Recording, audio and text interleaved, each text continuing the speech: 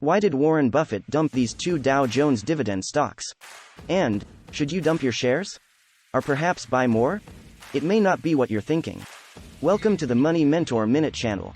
In this video, we'll take a deep dive into some intriguing investment moves made by Buffett, specifically why he sold his shares in two Dow stocks. First, a bit of relevant history.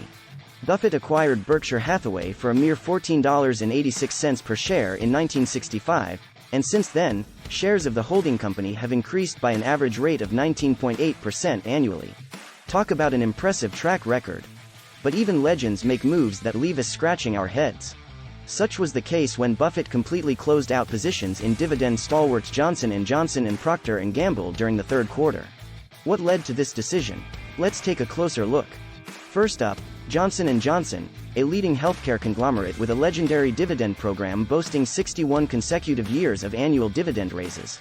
Yet, Berkshire sold 327,100 shares in the third quarter, closing its J&J position completely. Shocking, isn't it? I believe the twist in the tale was the formation of Kenvue from J&J's old consumer goods segment. With the separation of Kenvue, J&J's brand portfolio changed significantly. No more Listerine, Tylenol, and Band-Aid. This led to a heavier reliance on its pharmaceutical and medical technology segments. As we know, Buffett and Berkshire usually steer clear of companies they don't understand comprehensively, and the medical technology and biopharmaceutical industries are undoubtedly complex. So, this move doesn't necessarily indicate a deeper problem at J&J, but might just represent a shift in investment focus. Next on the list is Procter & Gamble, another legendary company with a rich dividend history. In the third quarter, Berkshire sold 315,400 shares, closing its position in this consumer goods giant. However, before jumping to conclusions, let's analyze the situation.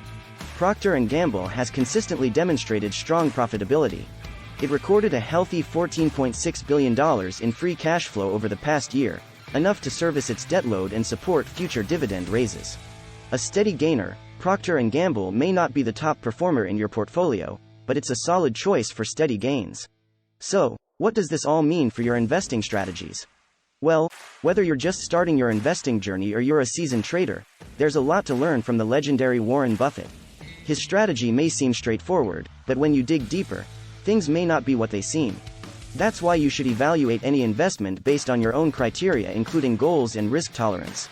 So as always, make sure to conduct your own research before making any investment moves, and stay tuned for more in-depth investment analysis.